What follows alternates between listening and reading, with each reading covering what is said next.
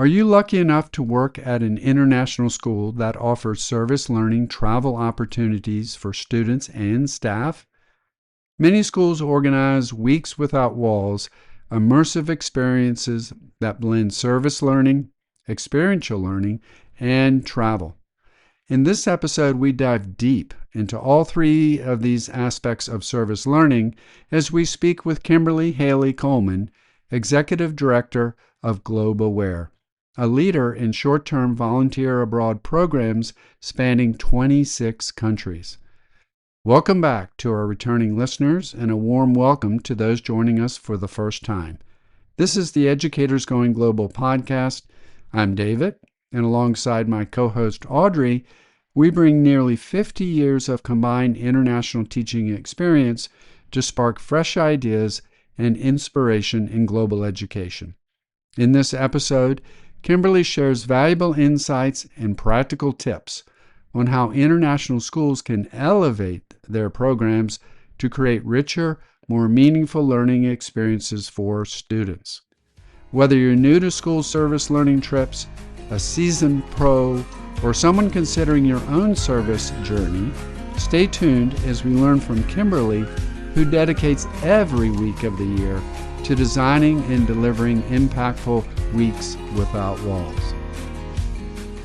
Hi, Kimberly. Welcome to Educators Going Global. It's great to see you today. David, Audrey, thank you so much for having me. Well, it's a pleasure to have you on. Tell us, where are you talking to us from today?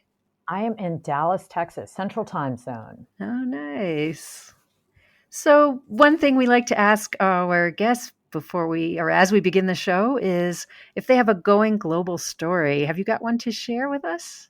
Oh, I have so many because that's really all I do. Right. But but I do have a lot of favorites and salient moments. And one of them was a family that had gone with a group of kids, and when we were making a hygiene station, which involves basically mixing concrete and water, and you have to pump it with a hand pump and bring it across the road. And they're kids, are typical teenagers, students that weren't necessarily the ones who decided to go on this program, but once they got there, they were really engaged. And the first time they went and got water and pulled it across the road, it was sloshing all over the place, but you're seeing all the kids being bathed, everyone having to boil the water before they drink it. And that next time he was refilling the bucket, the kid is very careful and really paying attention to it. And then when they got home, the mom emailed us to tell us she couldn't believe she had been talking to him about conservation methods and the importance of watching what we do. And had never really hit with him. But somehow when he got home, having had that experiential learning abroad, it hit his brain in such a way that he was turning the water off between brushing his teeth. You know, these are the kinds of moments as experiential service learning things. That's the reason why we do this. It kind of changes your perspective and it adds joy. So anyway, I have a lot, but that's one. That's fantastic. That's a perfect example of how, really living something does help it to hit home, isn't it? Yeah, I agree. Well, that leads us into our very big guiding question, which is, how can international schools foster the global awareness and citizenship of their students through travel service learning programs? So a few different words going on there. So I thought we would start with some definitions. Why don't we start first with service learning and second with global awareness? Two of my favorite concepts, and certainly what GlobeAware is all about. So we'll start with service learning. From our perspective, when it comes to service, we are looking for projects that are going to help any community with a real need stand on their own 2 feet. That provides independence. So we're not, giving out candy or handing out cash, but we're also having that community decide on the project. They're going to decide what's important to them, how they're going to do it, what materials they're going to use. And this is why that word learning as a component is so important, because our volunteers are not coming in as heroes or saviors. They're coming in as an equal partner. And actually, I will say they're usually slower and not as good at doing the project as the locals we are standing beside. So this is where it really is about learning, more than it's to think of it as charity or handouts. This is something different. This is where we are doing something as equals. And the volunteers are typically getting a whole lot out of it and having to be instructed on how to, when we're mixing the concrete, what is the right moisture content?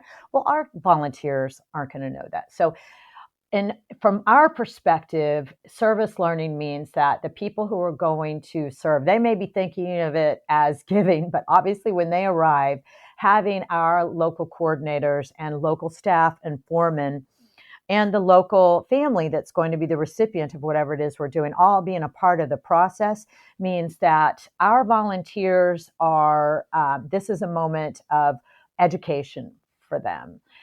And then the other concept you mentioned was cultural awareness or global awareness. And everything we do has to do with one of those two things, either promoting cultural awareness or promoting sustainability. And for us, that global awareness piece, that cultural awareness piece is exactly what you're talking about. To us, that means learning the real beauties and real challenges of a culture, not the postcard view.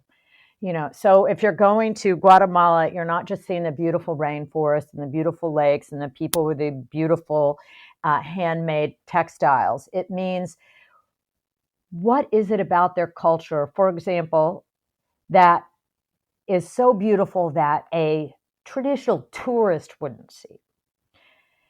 If you go and spend real time with a family, you'll see that they're spending hours a day often with their local community members, their faith, their friends. And most North Americans, Canadians, or from the United States, typically aren't spending that much time with their friends and their family and their faith. And yet everybody would agree that those tend to be the things that are absolutely the most important in life. So that's a real beauty, for example, in Guatemala that a tourist might not see. And the real challenge is, it's not that, hey, they don't necessarily have a phone at all, let alone the latest iPhone or a car. The bigger issue is, how are they getting their health care? What's the nearest place they would be able to go if they had a heart attack? That's a real challenge. So for us, learning those two aspects, learning about the real culture, how do they think, how do they eat, how do they dress, and why, what belief systems have informed them, what are the defaults that people expect are necessary that could be challenged, so that when one comes home, they realize what parts of their own perspective and thinking are they doing because that's what they learned, and what are other ways of doing it. So those two concepts you just mentioned, really that sustainability, the project, the service learning, and the cultural awareness, those two are the keys to everything we do. And really the secret behind, in our opinion, having a more fulfilling, aware, open, broader perspective of the globe. So I think we're going to come away with a lot of, as you were saying, various forms of learning that your participants gain. And right off the bat, I can see these people coming in and growing their ability to observe, helping them with just the mindset of, what can I learn from the people I'm staying with, and the people I'm trying to help, and all the way down to specific skills like active listening. The idea that you were saying from the start, you work from the needs of the people on the ground, not from the people who are coming in. So those are some strategies that, and ways of learning that come to mind right away. So thank you for those. Well, I was kind of thinking also to our episode that we did with Erin E.H. Austin, where she talked about learning from the world and with the world. And that really was running through my head as you were talking about the way you've set your service learning up. I love that the people are, coming in to be taught what the locals need and how to do it. That's fabulous. It really, I love that everybody's kind of on an equal footing, and you're not here to save us. You're here to help us, and we're working side by side. That's just a beautiful picture that you're painting there. So if I was going to volunteer for one of your trips, what would that travel service learning experience entail? So it starts with what looks like a traditional tourism experience, but it isn't, because, people are becoming aware of us through things like our website, our podcasts, our social media, our YouTube videos, things like that. They go to the website, they pick the location and the date that they're going, and from there, they start receiving materials from us, our orientation packet, our videos, our podcast playlist, so that they can start to prepare for the program. That said, our expectation is, because our programs are short term, as opposed to the Peace Corps or programs that are 6, 8, 9 weeks long, these are hoping to wedge themselves into, for example, a spring break or a Thanksgiving break or a holiday where people might not yet have enough time to give for a longer period of time. So they will come into this experience often not speaking the language, not having any specific skills, not knowing how to mix concrete. So that experience begins with them hopefully digesting what we've given them. But if they don't, as they arrive and our coordinator meets them on arrival and shepherds them throughout that week with these very small teams of about 10 people, they are shepherded. So we are not only introducing everyone, going through and showing by doing how we do the project, but we have in the mornings and in the evenings exercises to help more quickly and fully immerse our volunteers into what we're trying to impart. So for example, in the morning on a Monday, we may say, okay, did you know, let's assume we're in Costa Rica. The discussion might be, while we're eating breakfast, did you know that we don't have street addresses in Costa Rica? If you're trying to mail something to someone, that package will be addressed to, Jose Meneses, 400 meters south of the White Church, half a kilometer north of Cartago as you're heading out the main road of San Jose. And it leads to this discussion of, how is that possible? How could it even work? And which other countries do that? So for example, Japan, a lot of people think, well, only a country that doesn't have resources or that doesn't know what it's doing would be doing that, which isn't in fact true. So it's designed to try and engage people in that. And then in the evening, we'll have reflective exercises that, for example, what is a kindness you observed today, or something you realized you were especially grateful for at home that you may not have known. So our week is shepherded by, as you arrive, our coordinator takes you through everything, but then it's structured. So we'll have, 6 hours of work. We'll have 3 or 4 planned but optional cultural activities throughout the week, and then a little bit of downtime and free time as well. So that week, arrival on a Sunday, end on a Saturday, as you can see, a lot of moving pieces. The materials have to be there, the tools have to be there, all of our foremen work, everyone has to be there and showing up. So it's a highly structured environment, which does separate it from a lot of experiences that might be intended, for example, for a student who's got 2 or 3 months where they may not be in a hurry and worry about productivity as their top line item. And that said, even though that's what our week looks like, work, leisure time, some downtime, it's got the meals and everything planned interaction. It's definitely an experience that you cannot compare to being 2.5 years in the Peace Corps. If you're having the opportunity to spend a longer time living and working someplace, we don't feel like this is really a replacement for that. It's really a taste. So that gives you a sense. It's a very highly structured, very short period of time where our staff has put together an environment that has a very specific consequence so that people on the program are learning quickly in a cross-cultural, immersive way. It sounds like you've done everything possible to really create that experience, as you say, that can be wedged in to a spring break or something like that. And that takes a lot of planning. So good on you. I'm curious about the language piece. You said these people probably, for example, Costa Rica, the people wouldn't speak Spanish. So do you just have multiple translators available, or are the work people that you select from the village are already kind of handpicked because they have some English or what have you? So this is where that word service learning, there's so many ways of thinking about this. So for a group of 10, we're going to have our main coordinator who's bilingual and there with you the whole time. The foremen almost never speak the language. But when you think about it, These are hands-on projects. Mm-hmm. So you are looking at and using your eyeballs and learning, okay, that's how I mix it. That's about how much water. And they're there to, if you're pouring the water, they'll use their hand language. Nope, that's enough. It's amazing how universal hand gestures are for this kind of thing. Our coordinator is there the whole time. That said, are there moments when 3 or 4 people may be over here moving bricks from point A to point B, and the coordinator isn't right there as children are coming up and playing soccer beside you? There are so many opportunities where you can still, on the side here, you're next to somebody who doesn't speak your same language, and yet finding yourself able to interact. The language is important. And the longer you're with somebody, you're obviously going to learn those things. And we include, some basic items in our materials. That said, we don't think not speaking a language should be a reason to hesitate to engage. While there are certainly lots of tools, even at Google Translate, things now where you can obviously just say it in your phone and it'll say back the translation. And people who are really trying to do something complex, if you're in a medical environment, you don't want to mince words with detail, but it's amazing with the day-to-day human connectedness interaction, what can happen without language.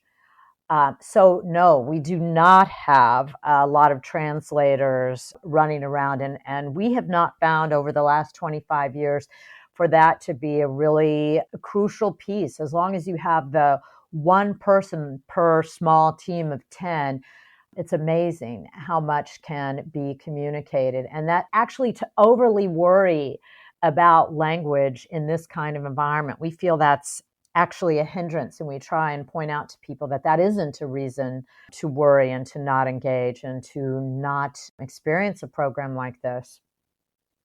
Well, I actually, you're reminding me when my kids were little, we went to Cambodia and did a house building, and obviously we didn't speak the language, but within just a couple of hours of us starting, the local kids had taught my daughter a game they were playing, and there was something to do with digging different holes in the sand and moving a marble around, and she was totally engaged in, trying to figure this out. So you're totally right that that's not necessarily a necessary component of things. So thanks for clarifying that. Well, and we do hope volunteers learn some of the words, and they tend to learn some of the basics. And, we're partners, not patrons. We're supporting these outcomes that are intended to live long past our being there. This is not a language immersion program, and we do think there's a role for that. But this is kind of apart from that. Well, I wanted to interject here, just as I've said in the introduction. We're going to really move into what international schools can do in their week without walls, their service learning, their travel service learning, just as a reminder of what, Kimberly, you're sharing here is a model, an approach. And just like you said, 25 years, this is what you've pulled from it. And it's a lot of international schools offer some form of these programs. But one reason why you're on this show is to say, how well are you doing it? Here's some tips, here's some strategies. And so one of the things that jumped out at me in looking at your website is that you had very concrete objectives that I think are really super models for international schools to look at as they design their programs. That, like you were just saying, you've got outcomes. This group of 10 is coming in for a week.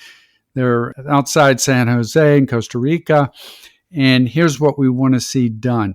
So I'm just going to read them off, and then if you could unpack them a little bit on what you're promoting through your program, through your global awareness adventures, your service approach. So the first one is to promote contact between people of different cultural and social backgrounds, breaking down, just as we're saying, linguistic and cultural barriers, and creating an understanding and appreciation of others.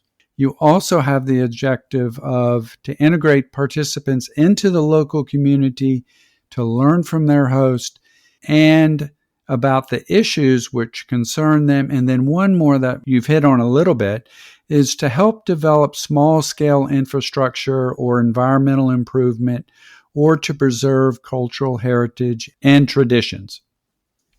That's right.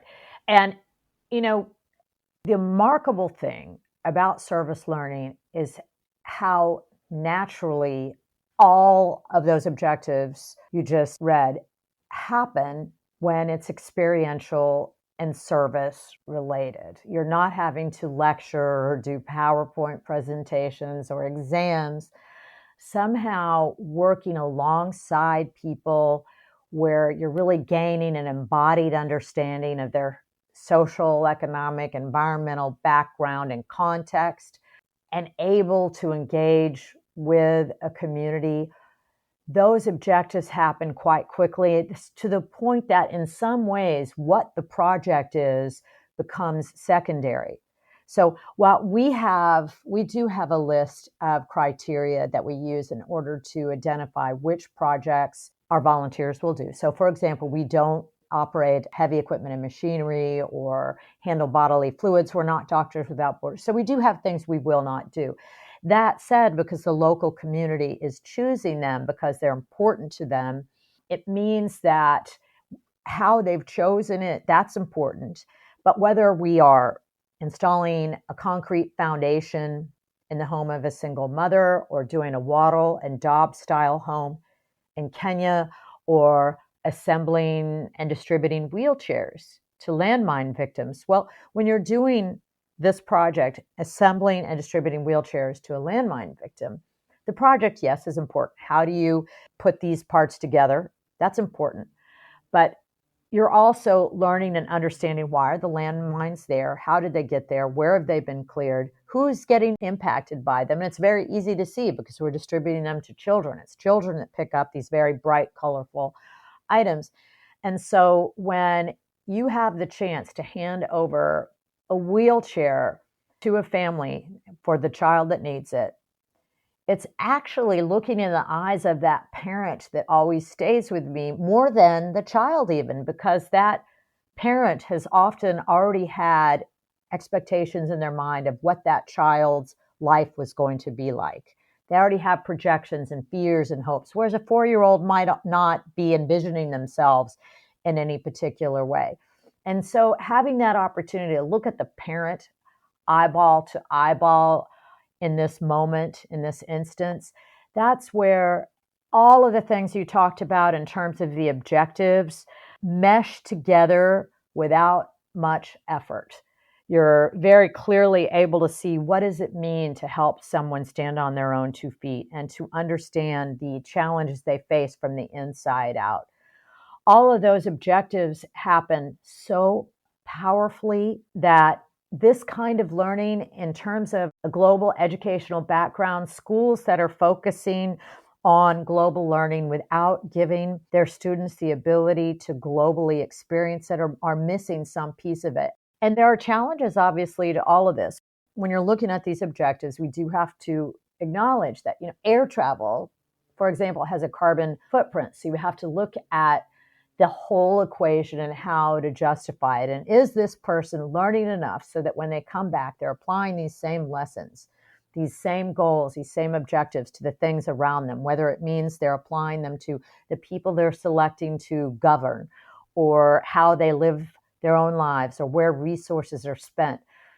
So all of those objectives, how they're carried out, I think you could hear in my voice how passionate I am in terms of how those objectives are enmeshed and immersed in everything we're doing. And we're not the only ones doing it. We're just doing it very short term. And those goals are embedded in what we do. Well, it just really sounds like you are meeting all the objectives that you've set out on your website, which is fantastic. And, David and I have a little bit of a different background here where we've often gone on Week Without Walls trips with international school students. And these programs involve volunteering experiences abroad as well.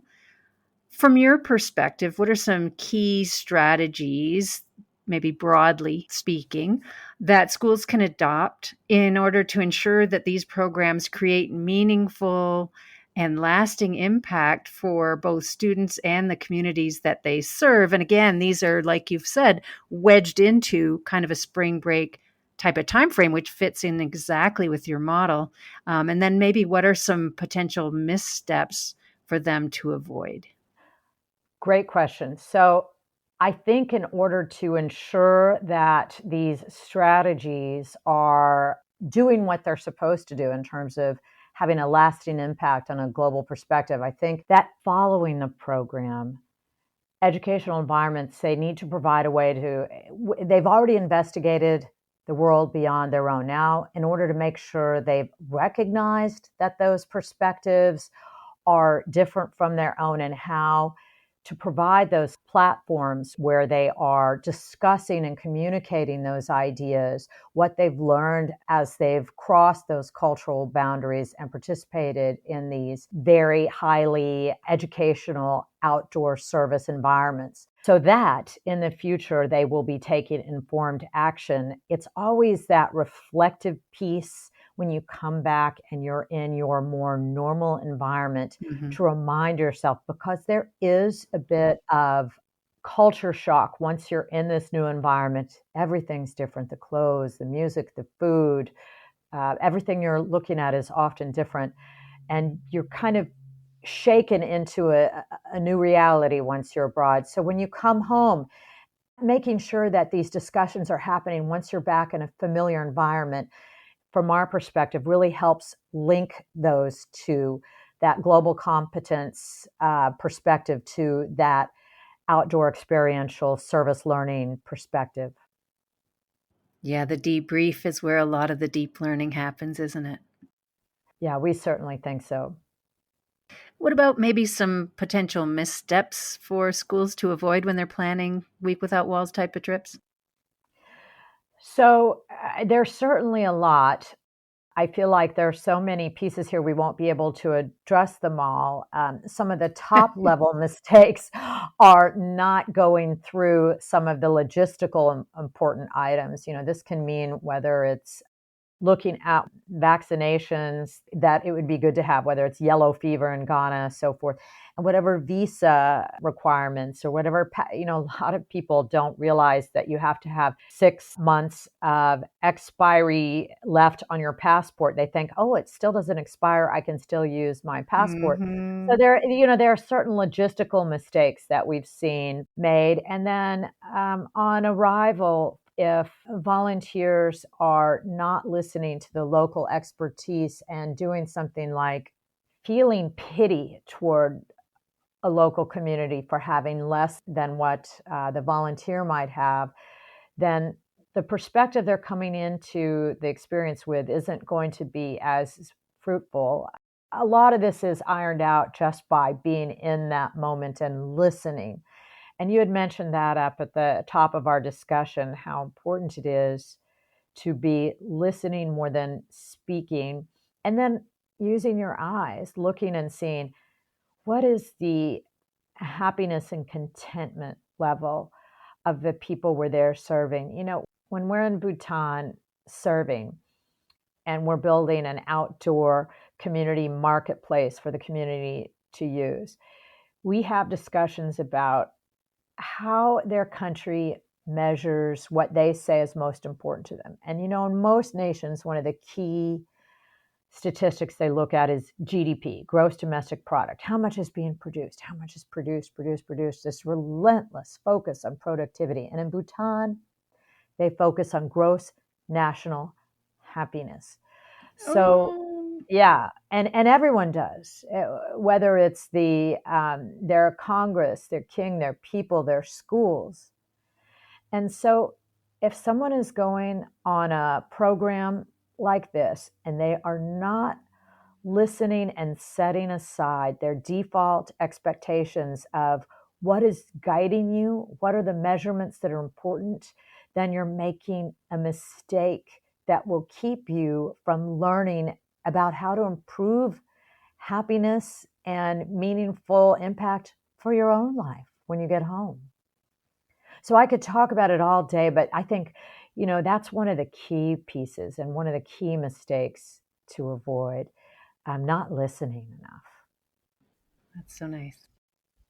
And I appreciate how you put them into categories for schools to think about. What is your preparation? What are you going to be doing on the ground when you're on site? And then what are you going to do when you come back? So those are three areas for folks to look at as they kind of review their programs, what they're doing already. All right, so your organization, GlobeAware, definitely provides service learning opportunities for individuals, families, and organizations like schools. What guidance do you offer to these groups who are interested in working with an organization like yours as they plan their volunteer travel experiences to maximize personal growth and have that positive impact on the community where they're going? So I guess just in general, what kind of advice, guidance you would give to individuals, families, and organizations, and maybe if it's different for each, to share that aspect as well. I would say actually we have common advice for all of them, whether it's families or schools or individual students. It really, to us, starts with your personal mission. So, what is an important leading item for you or your school or your family? And I'll give you an example. If, for whatever reason, you have a particular empathy or interest in helping kids on the spectrum, children with special needs, then going and looking for projects and programs that key into this is a very natural way to help maximize what comes out of the experience. And while on our website, we list pretty much every other week throughout the year more or less set programs. So, for example, if you're going to Guatemala, you're likely to be installing concrete floors in the homes of single moms. That if you know a year or 6 months out that you have a specific focus that can guide us.